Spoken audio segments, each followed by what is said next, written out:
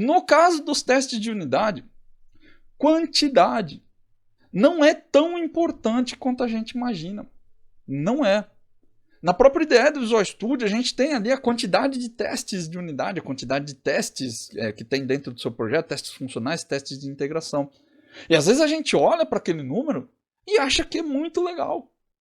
Quantas vezes você já não abriu um projeto aqui no seu Visual Studio, na sua IDE aí, e quando você olhou lá na Solution, né, quando você olhou lá o Test Explorer, por exemplo, tinha lá 1000 testes.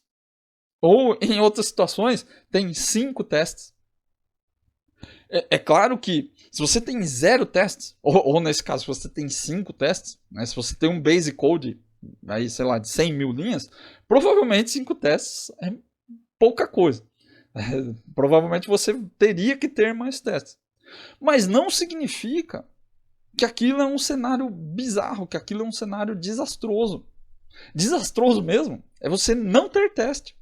Se você não tem teste nenhum, 0, aí a quantidade é um problema. Passa a ser importante. Agora, se você tem 100, ou se você tem 1000 testes, não é tão relevante quanto você acha. Existe, claro, um limiar, né? Talvez um número mínimo de testes que você deveria ter, mas se eu for te falar agora, assim, sem contexto nenhum sobre o seu projeto, o número mínimo que você tem que ter é 1. Se você tiver um teste, já é melhor do que ter 0 testes. Pensa que o software é uma coisa que está sempre em evolução, ele está sempre em movimento. Eu acho engraçado isso porque é muito comum você chegar nas empresas e as pessoas acompanham a quantidade de testes que o projeto tem, mas elas não acompanham, por exemplo, a quantidade de linhas de código que o projeto tem.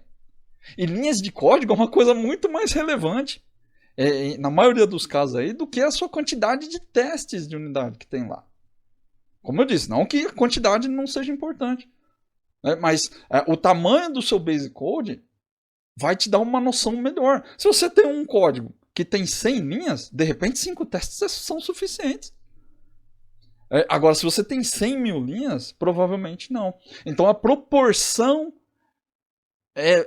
talvez seja um número relevante, mas quantidade, um número absoluto, 100, 5, 50, 5 mil testes, não quer dizer tanta coisa quanto você imagina.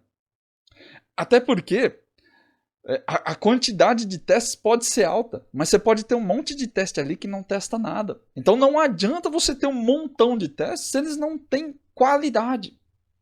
Se eles não estão efetivamente testando aquilo que importa. Verificando as regras. Validando os fluxos, as entradas e as saídas.